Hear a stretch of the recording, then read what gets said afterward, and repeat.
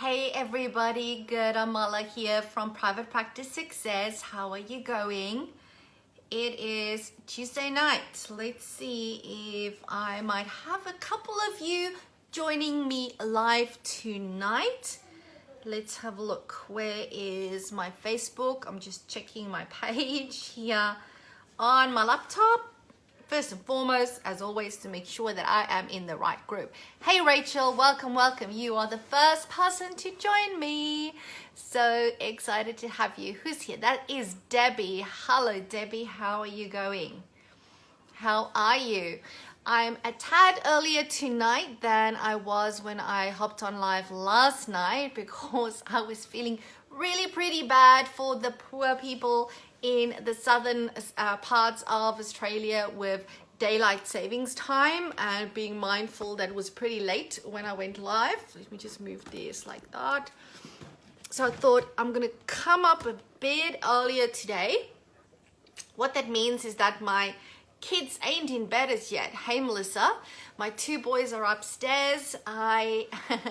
I have done what I know best to keep them busy and given them some electronics. So hopefully that works. Hey Noni, thanks for hopping on.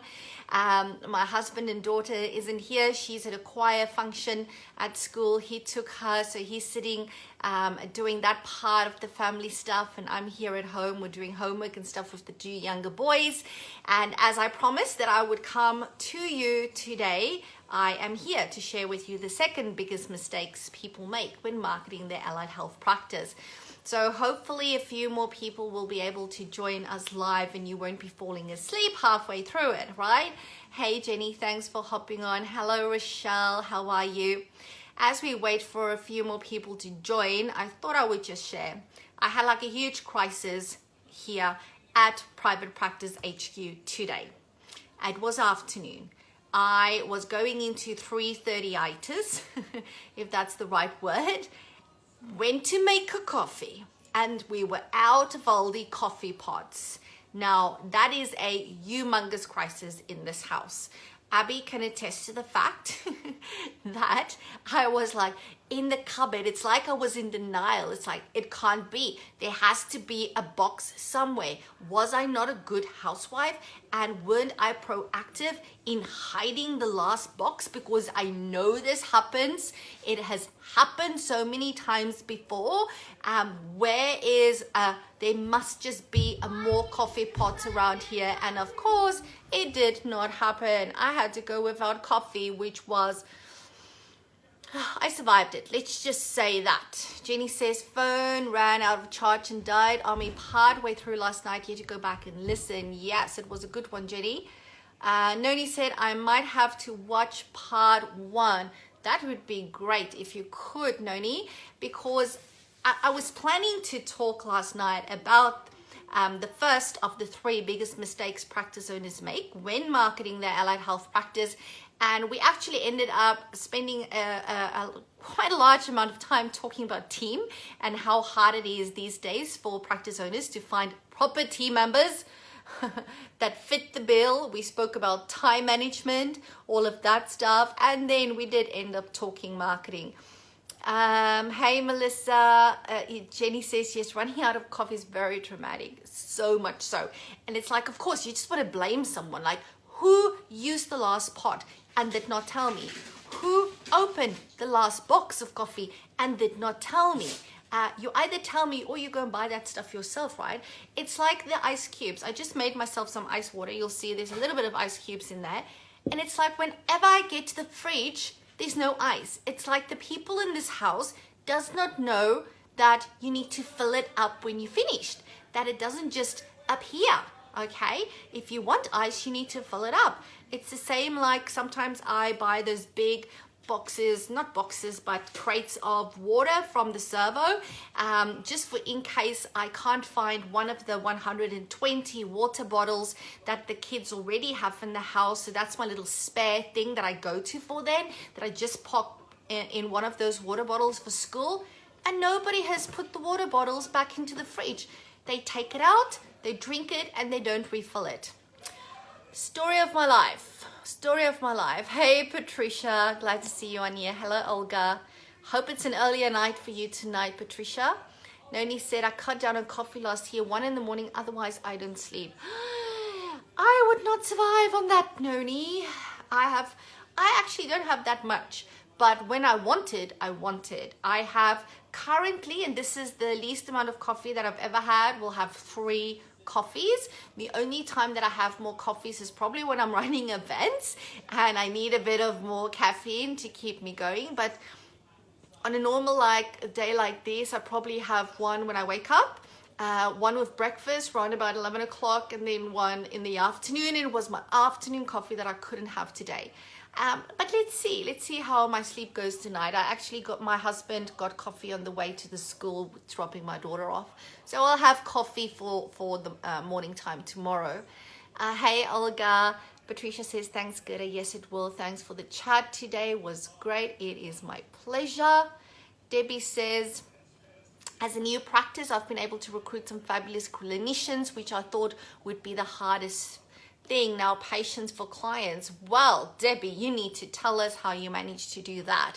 And just remind me, are you in Sydney or Melbourne? I can't remember off the top of my head. Why do I think Sydney, but it could be Melbourne? I don't know, but well done on getting some great clinicians, hopefully. Noni said, I used to have 3 a day. Yes, 3 is my magic number still at this point in time. So last night, of course, we spoke about the one of the 3 biggest mistakes people make when marketing their allied health practice. And at the end of last night's video, I also spoke to you guys about the Private Practice Marketing Academy, which I have relaunched and which I was last night and still am now very, very excited about. So I want to quickly tell you what's in there before I tell you the second of the 3 biggest mistakes practice owners make when marketing their allied health practice. Debbie says, Newcastle, pretty happy with my new team, LinkedIn and reached out. Ooh, I like that, using LinkedIn. Hey Mary, how are you going? Good to see you on here as well. So, Private Practice Marketing Academy, if you have not done any of my marketing programs, this is the program to do. It is 6 weeks with me, 5 weeks of full on content, and the 6th week is an implementation week because I know how hard it is for you guys to implement just because of your time challenges, and I want you to be able to implement stuff and ask me questions, any challenges that you have along the way. It's why as part of this program there is a weekly Q&A as well where you send in all your questions. Now, I can go on forever about the content that is in that program. What I can tell you is week 1 is a lot of structure stuff, to doing with structure. It's so important when you do marketing, and I take you through the first 5 of my top 10 client generating marketing strategies. These are the marketing strategies that I have personally trialed at my private practice. I've trialed more than 10, right? I've trialed like many, but these are the ones that actually lead to clients. So if you implement these, you will not be wasting your marketing dollars. Hey Lisa, thanks for hopping on. And in week 2, we look at the second set of 5 of the 10. So week 1, we do the first 5. Week 2, we do the second 5 of my top 10 client generating marketing strategies. Week 3 is probably what I regard the best value content in the whole program. And that is when I take you through how to do a quarterly marketing plan. Not only do I talk you through how to do it, I give you one. I give you a 3-month, and it's actually the masterclass people that were at masterclass this weekend got one too. They can tell you I've actually included a bonus 4th month on that quarterly marketing summary. Okay, why? Because I like to over deliver. If you had to go to a PR or a marketing agency and ask them to put one together for you, it will cost you more just for that one document than the entire cost of this program to do this Private Practice Marketing Academy. So the value is immense. I will teach you how to do it. I will give you an example. You will do one. You will get to ask me questions as part of that program. Hey, Michelle, thanks for hopping on. Noni said this is gold. The plan is the best. Yes, because Noni saw it this weekend at Masterclass. It is pretty awesome, right? And the great thing about it is it's not a traditional marketing plan, which is just a lot of words that people throw at you. And it's like, what does that mean? I'm very clear, I'm very succinct, I'm very structured. Why? Because I'm not a marketer inherently, right? I'm a psychologist, but I need to market in a way that is easy, that's going to flow for me, that's not going to make me feel like an icky salesperson, that's going to be easy, because if it's not easy, I'm not going to do it. That needs to be effective, because it's not effective, why should I do it? I shouldn't be doing it. And of course, one that's ethical, right? So it's like that one document is the value of the whole course. Then week 4, we look at practice angels. We look at who they are, how to effectively market them. And week 5, market to them, show them the love. Week 5 is all about developing brand new practice angels. If you've ever been to a one-day workshop, you will know I always say that your practice can not only survive, but thrive on having 5 to 10, depending on how big your practice is. If it's a smaller practice, 5. If it's a larger level 4, 5 practice, 10 practice angels. That's all you need, okay? And you don't have to worry about clients coming through the doors, about filling bums on seats so you can pay your bills and your clinicians can be happy. All right, so that's very, very important. But I will drop the link in the comment section. If you know that you need to work on your marketing, if you know that you've just been fluffing around and consuming free content and, you know, trying to do different things, if you want structure, if you want certainty about stuff that's going to work, this is the program to do. Hands down, one of the best stuff that I've ever put together, and you will have an opportunity to do this one live with me, okay? And it's been around about 18 months since I've run this program live, so this is your chance. Alrighty, so any other questions, feel free to also ask in the comments section or to just PM me here on private message me here on Facebook. So let's get stuck into it. The second of the 3 biggest mistakes practice owners make when marketing their allied health practice is, drum roll, loving and then leaving your referrers, okay? And I don't want to say all of you, but I might not even say most, but I'm going to say a large majority of you are probably doing this, okay? So what happens is you start your practice, you go, oh, I'm going to be really organized, I'm going to do all of this stuff, maybe I'm going to do some meet and greets, maybe I'm going to drop off some flyers at some GP surgeries, maybe I'll send out a letter to these organizations, and that's all you do, okay? It's not sufficient. It's not sufficient.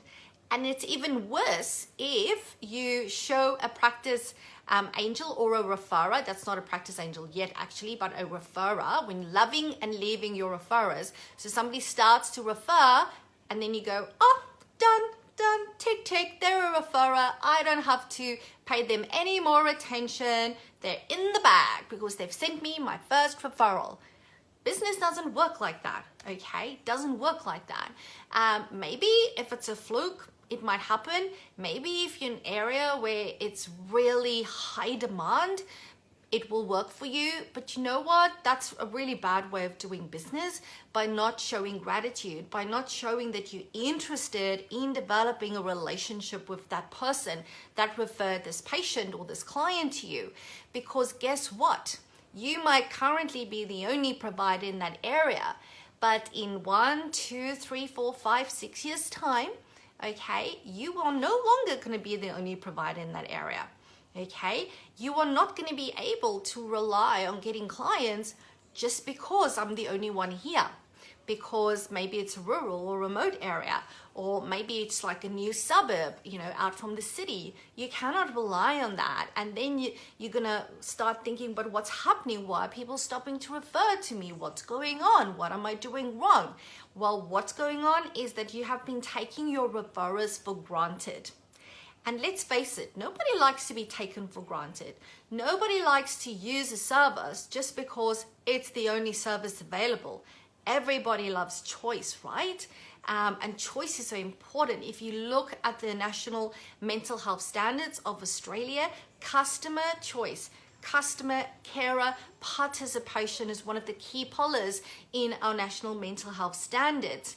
And, you know, even if I'm the only provider, I want to live that now already. I want to make it part of my practice, the way we operate now already. I want to be the preferred provider, not just because I'm the closest, not just because, you know, if they want to see anybody else, they need to drive 40 minutes. I want to be the preferred provider because I do amazing job. And when I say I mean my team and my practice. Excellent customer service, going above and beyond, giving value to clients, giving value to the doctors that refer to us, because I am the best and because I'm looking after that relationship. The relationship with your referrers is what protects you, okay?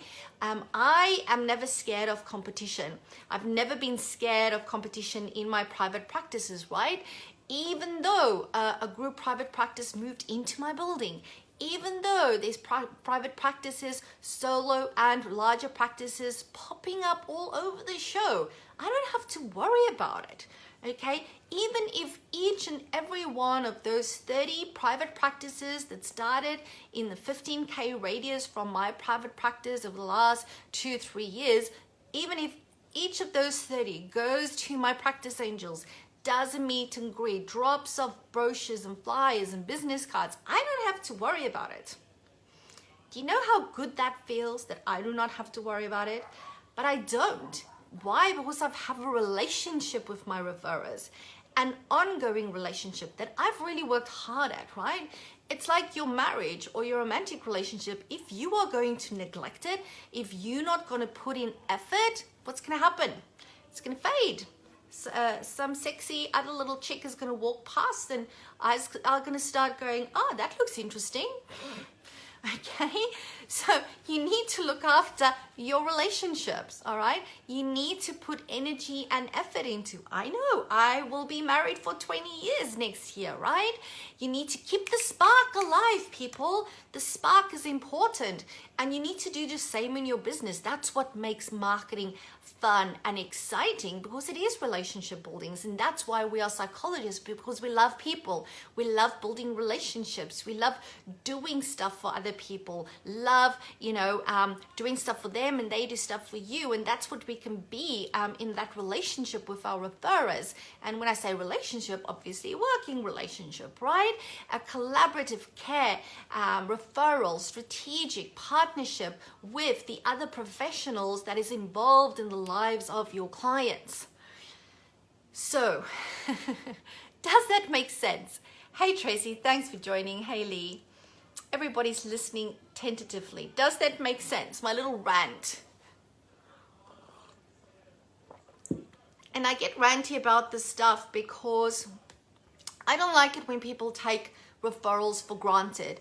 Every referral that comes into my practice, and we get more than 70 per month, every referral I'm grateful for. Every referral I go, fabulous, you know, excellent. That is an opportunity to work with a client. It's an opportunity to further develop our relationship with that client's doctor, their GP, psychiatrist, pediatrician, school guidance officer, right?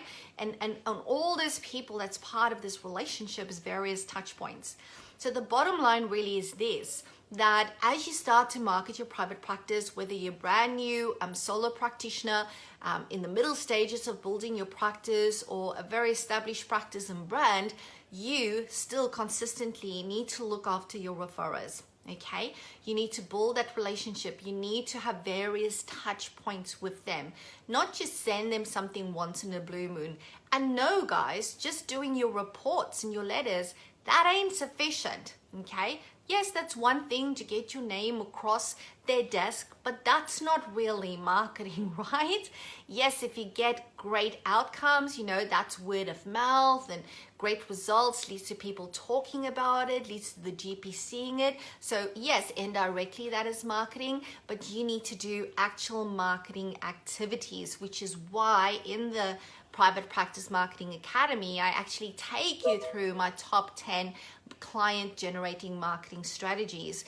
And you want to consistently have that contact with your referrers because you want to build a relationship. Now, I know you cannot have ongoing contact with each and every referrer. If that's were the case, we would have to have ongoing contact with something like 800 doctors that has referred to my practice, might be close to 1,000 now already over the last 10 years, right? It's just impossible. But what we do is once we know who a practice angel is, we can do that with our practice angels, okay? Because those are the guys that we want to look after over the long term. Hey Martha, how are you? Hey Amisha, how's things? All right. People, questions.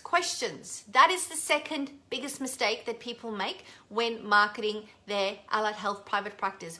Do you have any questions for me around this topic or anything else marketing related? I'm here now and I'm happy to answer it for you.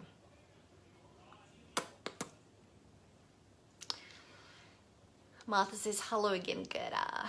Let me just go on here as well and refresh my page here on my laptop. Sitting here. Ooh, my boys are loving the fact that I'm live streaming tonight because this means they get to go to bed later.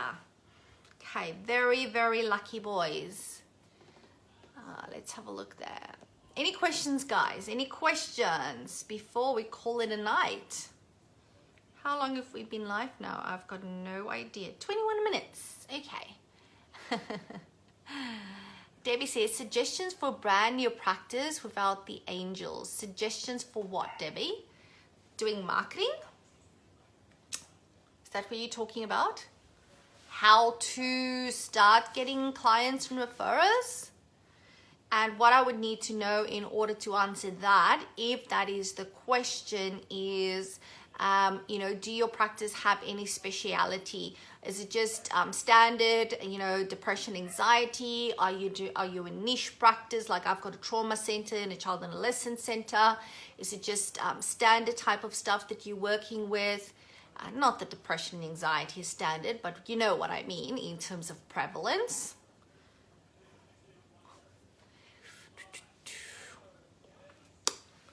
Which I'm assuming it might be.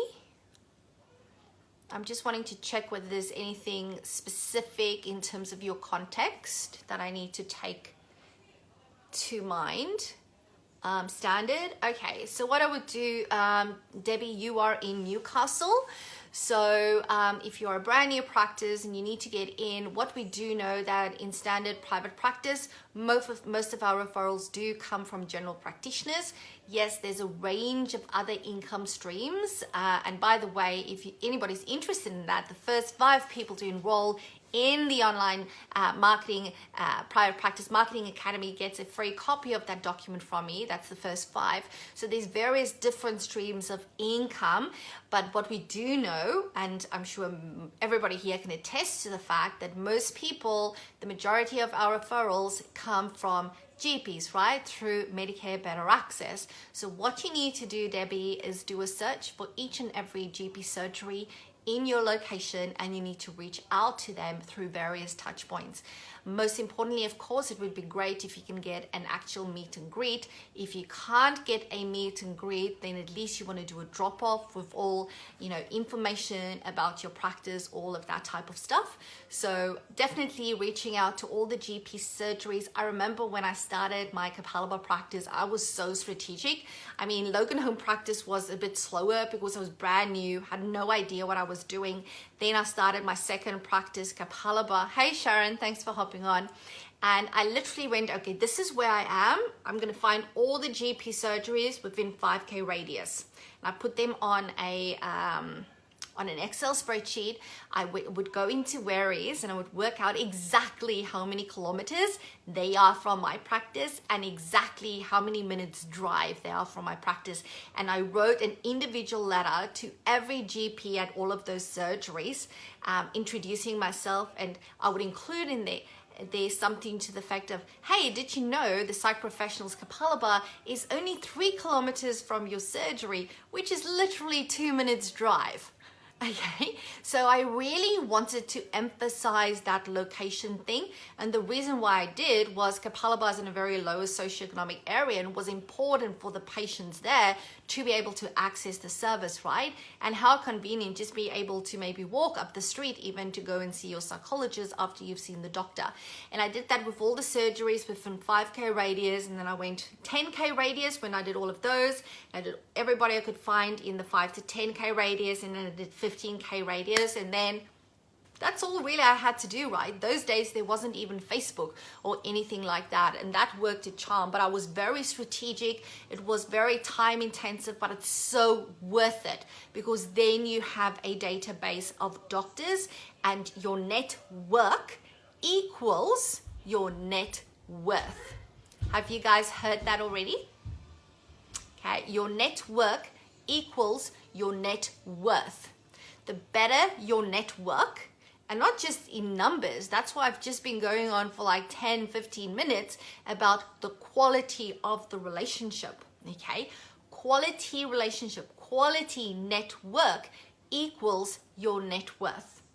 It's like, it's a given. All you need to do is give and show appreciation and show gratitude and say that, and show that I'm genuinely interested in you and your patients, and that will just lead to clients in your practice, and that is basically money coming through the doors, because we get paid for the work we do, as we should, right? And that's how it works, people. That's how it works. Hey, Amanda, long time no speak. How are you going? Debbie says, I think the location no waiting time will be a good point. Most certainly, Debbie, most certainly. I always try and look at, if you are a new practice, what can you offer that's different?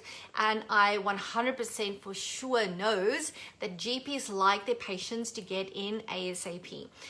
Again, when I was still very new at this private practice thing, I always thought that I'm so clever.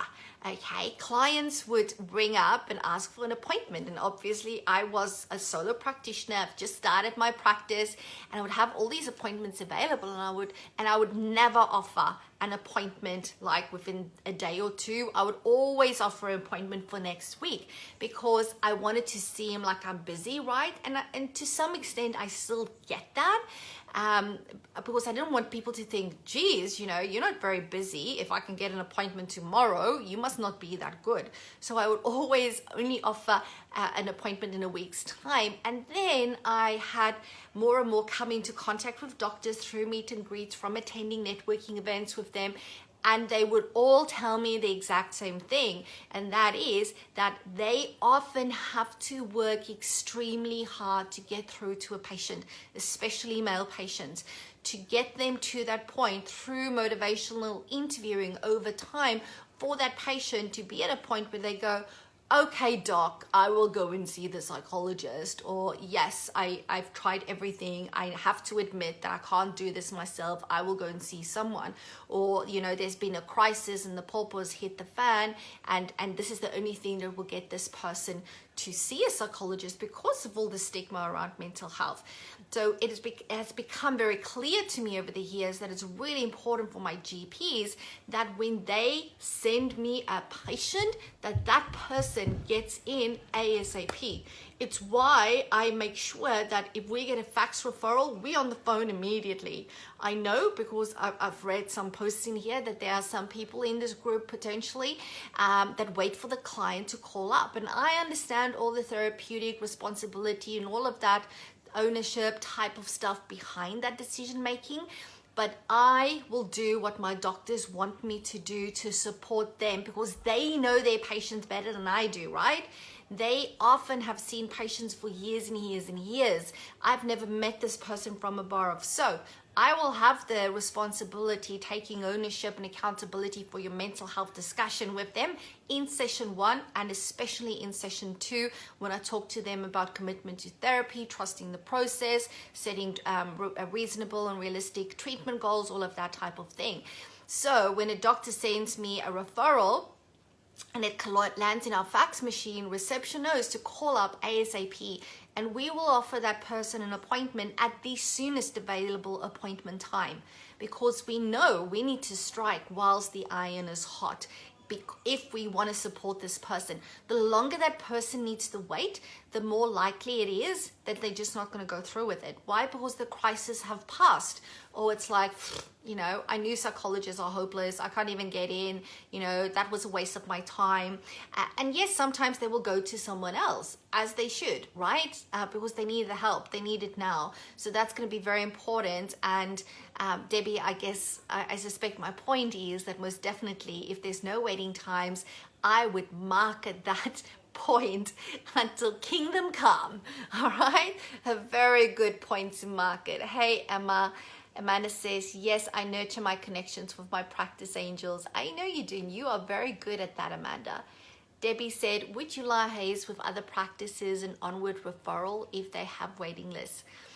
Well, Debbie, I would most definitely do so. However, your experience will depend on the open-mindedness of the other practice owners. If it's a practice owner in this community with an abundance mindset, I'm sure that they would love to meet with you over coffee and have a talk about how you can establish a mutually beneficial strategic referral relationship, which also means that, let's say, when your practice becomes fully booked and they might have a downturn in referrals, that you could also refer onto them. You always want to make it a mutually beneficial, okay? But you might, walk into or meet practice owners that are going to have very much a fear-based scarcity mindset. It's still out there. I even often still see it in this group when things that I say gets challenged because it's hard to hear. So you are going to need to know that you're going to have a very thick skin, Debbie, and you're going to have to hear the word no a lot potentially until you find that practice owner with an abundance mindset that's going to go, hell yes, that's going to be amazing because that's the best for my practice, but for clients, and we'll be able to have that relationship with you. Hey Michelle, how are you going? Patricia says, yes, so true. Debbie said, I had my first referral, saw them the next day, awesome, and then received a second referral 2 days later. There you go, all right, perfect. Loving the love hugs. Oh, that's Patricia. Thank you, Patricia.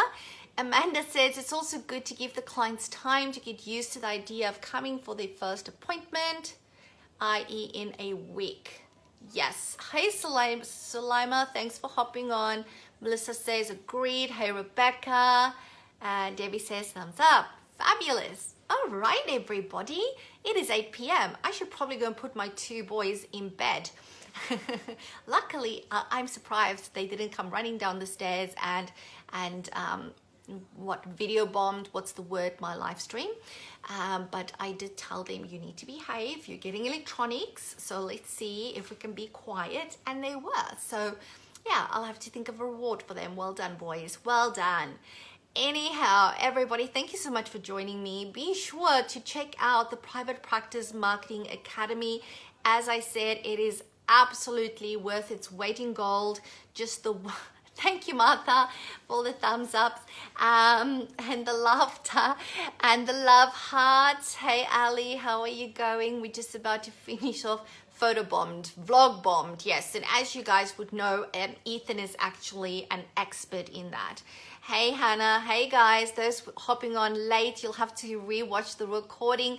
Lots of excited discussions around marketing. Look at all those love hearts, oh I love it. Yes, I'll put the link to the Private Practice Marketing Academy in the comments section. Be sure to check out all the details. The early bird price is only $1497. It is absolutely worth its weight in gold. You won't regret it. If you've got any questions, just email me, private message me. I look forward to speaking to you again tomorrow sometime. Don't know what time, but tomorrow to talk to you about the third biggest mistake practice owners make when marketing their private practice. Until then, remember, all you need to do is say yes to your very own ultimate level 5 private practice, and I'll speak to you again very soon. Bye for now.